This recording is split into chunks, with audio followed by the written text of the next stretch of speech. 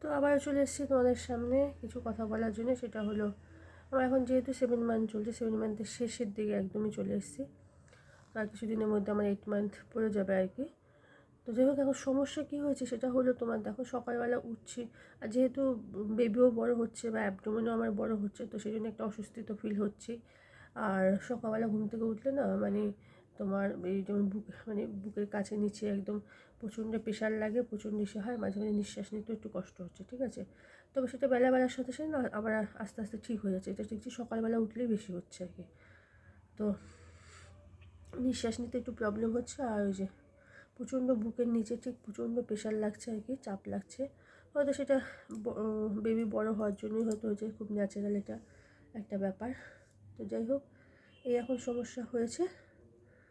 তো চলো, আজ এই অবধি, সবাই ভালো থেকো।